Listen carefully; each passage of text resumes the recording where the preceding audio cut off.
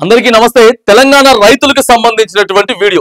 తెలంగాణ రైతులంతా కూడా ప్రస్తుతం వానలు వస్తా ఉన్నాయి, మళ్ళీ వానాకాల పంట వేయడానికి పోతా ఉన్నాం।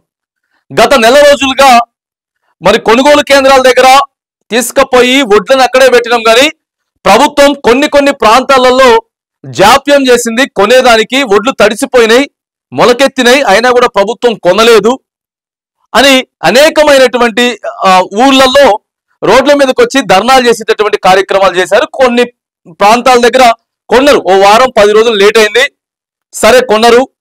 కొన్ని తర్వాత కూడా మద్దతు ధర ఇచ్చేటటువంటి ప్రయత్నం చేసింది। కొన్ని ప్రాంతాలలో కొనలేదు, మరి ఎందుకంటే అక్కడ అధికారులు నిర్లక్ష్యం వహించిండ్రా? కొనాలి కదా, అప్పు చేసి తీసుకొచ్చుకున్నాం, బాజాప్తా ప్రభుత్వం కొనాలి, మద్దతు ధర అకౌంట్లలో పైసలు వేయాలి, ఇదంతా ఇప్పుడు నడిచింది। ఇక జూన్ 1 తారీఖు నుంచి వెళ్ళి మళ్ళీ పారలు పట్టుకొని మళ్ళీ నాగలను దున్నడానికి ట్రాక్టర్లను పట్టుకొని ఎప్పుడు నారేయాలి, ఎప్పుడు ఏం చేయాలి అనేటువంటి స్టెప్ బై స్టెప్ ఆలోచనలో మళ్ళా రైతులంతా కూడా ఉన్నారు। మనకున్న అసలు చాలా అంటే రైతులు ఎట్లా ఆలోచన చేస్తారంటే ఒక సాఫ్ట్వేర్ ఎంప్లాయ్ కన్నా ఎక్కువ ఆలోచన చేస్తాడు రైతు, తెలుసా? చాలా సుదీర్ఘమైనటువంటి ఆలోచన చేస్తాడు। ఆయనకి సొంతగా ఒక 2 ఎకరాలు ఉన్నా కూడా మరొక 2 ఎకరాలు అరే మనం తీసుకుందామా వద్దా, కౌలుకు తీసుకొని వేద్దామా వద్దా, లేకపోతే ఎకరమే తీసుకుంటామా, ఒకవేళ తీసుకుని తినడానికైనా పని చేస్తాయి కదా, ఒకవేళ అప్పులన్నా ఏమైనా కవర్ అయితేమో అని అనేకమైనటువంటి ఆలోచనలు పంట వేయడానికి సిద్ధమైనప్పుడు రైతు ఆలోచన చేస్తాడు। నా ఒంట్లో ఓపిక ఉన్నదా లేదా, ఓపిక లేకపోతే మళ్ళీ ఇంట్లో వాళ్ళని ఇబ్బంది పెడతానేమో, నా యొక్క 5 ఎకరాలతో పాటు ఇంకో 10 ఎకరాలు కౌలుకు తీసుకుంటే అనేటటువంటి అనేక రకాలుగా ఎక్కడ ఎరువు వాడదాం, ఎక్కడ మందులు వాడదాం, ఇగో ట్రాక్టర్కి ఎంత, కలుపోళ్ళకి ఎంత, లేకపోతే నాటేషన్లకి ఎంత, ఇట్లా చాలా ఉంటాయి, రైతుకి బాధలు చాలా ఉంటాయి। ఇలాంటి సందర్భంలో 2018లో తెలంగాణ రాష్ట్ర ప్రభుత్వం రైతు బంధు అనేటటువంటి ఒక పథకాన్ని తీసుకొచ్చిర్రు, ఆలోచన చేసిర్రు। ఎకరానికి కనీసం ఒక 5,000 రూపాయలైనా సరే పెట్టుబడి ఇద్దాం అని చెప్పి 2018 నుంచి ప్రారంభం చేసి వస్తా ఉంటే, మరి ఇక ప్రభుత్వం మారిన తర్వాత, పార్టీ మారిన తర్వాత గతంలో ఇచ్చిన దానికి పేరన్నా మార్చాలా, లేకపోతే వాళ్ళకంటే ఎక్కువ డబ్బులన్నీ ఇవ్వాలి అనేటటువంటి ఆలోచన ఏ రాజకీయ పార్టీ అయినా చేస్తుంది, కామన్ అది।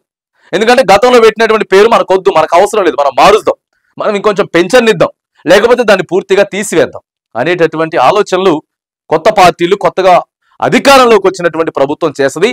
సేమ్ ఇక్కడ కూడా అట్లే జరిగింది। 2023 చివరిలో తెలంగాణలో కాంగ్రెస్ ప్రభుత్వం అధికారంలోకి వచ్చిన తర్వాత ఇదే రైతు బంధుని రైతు భరోసాగా మార్చిండ్రు। మరి ఎన్నికల కంటే ముందు పంటకి మేము 15,000 ఎకరానికి, అంటే ప్రతి పంటకి 7,500 ఇస్తామని చెప్పిర్రు। సో ఇదంతా తెలిసినటువంటి ముచ్చటే ఇక, ఎందుకంటే రైతులకు ఎక్కువ చెప్పడం కూడా కాదు, కానీ ప్రభుత్వాన్ని క్వశ్చన్ చేస్తా ఉన్నాం। ఎందుకనంటే ఈసారి వానాకాలం పంట రైతు భరోసా వస్తుందా రాదా, ఇస్తారా ఇయరా అనేటటువంటి అనుమానాలు పెద్ద ఎత్తున తెలంగాణ రైతులకి వస్తా ఉన్నాయి। ఎందుకంటే మీరు అధికారంలోకి వచ్చిన తర్వాత 2024 జనవరిలో ఇవ్వాల్సినటువంటి మరి రైతు భరోసా ఏదైతే ఉందో, భరోసా ఇవ్వకుండానే కేవలం మీరు రైతు బంధు మాత్రమే ఇచ్చిర్రు। ఎందుకంటే రైతు బంధుకి రైతు భరోసాకి గల తేడాలు ఏంటి తెలపగలరు అని అంటే, రైతు బంధు 5,000 మాత్రమే, ఇది టిఆర్ఎస్ ప్రభుత్వం।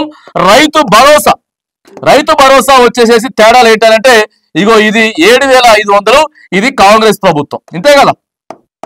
కానీ జనవరిలో రైతు బందే ఇచ్చిండ్రు, రైతు భరోసా ఇయ్యలేదు। అది కూడా జనవరిలో మొదలు పెడితే మార్చి ఏప్రిల్ వరకు కూడా పైసలు వేసుకుంటా వచ్చిర్రు। ఆ తర్వాత వచ్చినటువంటి వానాకాలం పంట ఏదైతే ఉందో ఆ వానాకాలం పంట ప్రభుత్వం ఇయ్యలేదు।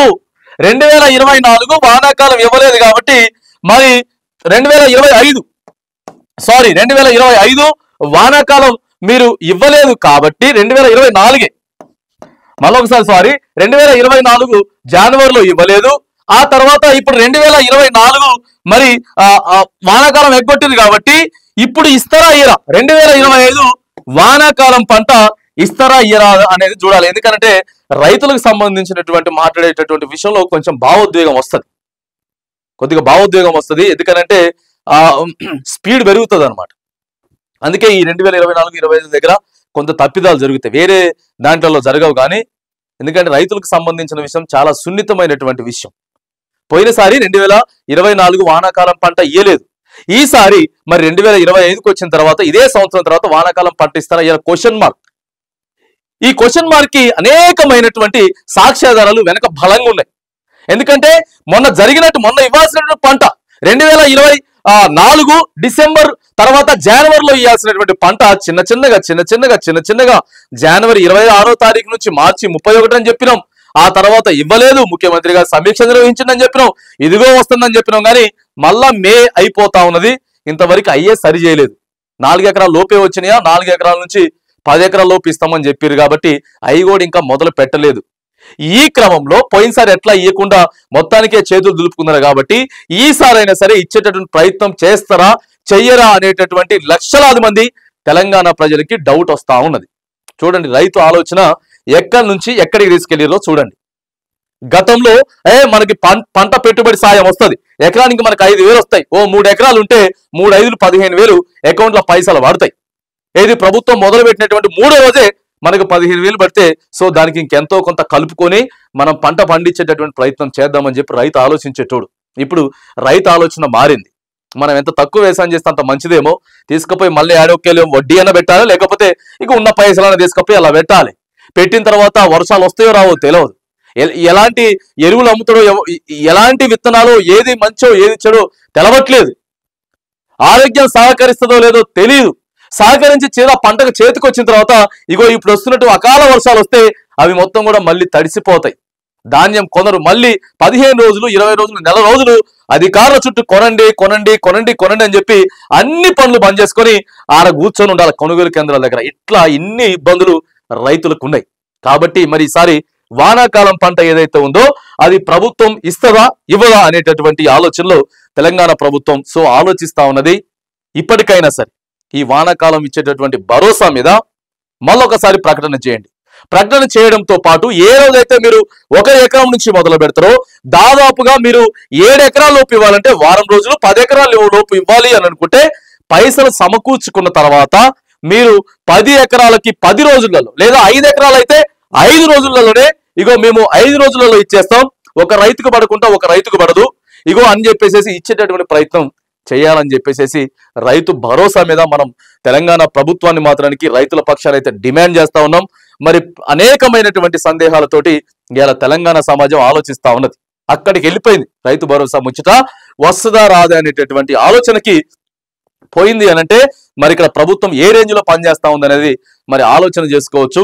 మరి దయచేసి ఇప్పుడు రాబోయేటటువంటి 4 ఎకరాల లోపు ఎవరెవరికైతే ఇవ్వలేదో 4 నుంచి ఇస్తాం, పైబడినటువంటి రైతులకు ఇస్తామని చెప్తా ఉన్నారు. దానితో పాటు వానాకాల పంటని ఏం చేయబోతా ఉందనేది ఏకదంగా అటు వ్యవసాయ శాఖ మంత్రి తుమ్మల నాగేశ్వరరావు గారు కానీ లేదా రాష్ట్ర ముఖ్యమంత్రి రేవంత్ రెడ్డి గారు కానీ తెలంగాణ రైతులకు మాత్రానికి క్లారిటీ ఇవ్వాల్సినటువంటి మరి బాధ్యత అయితే ఉన్నది.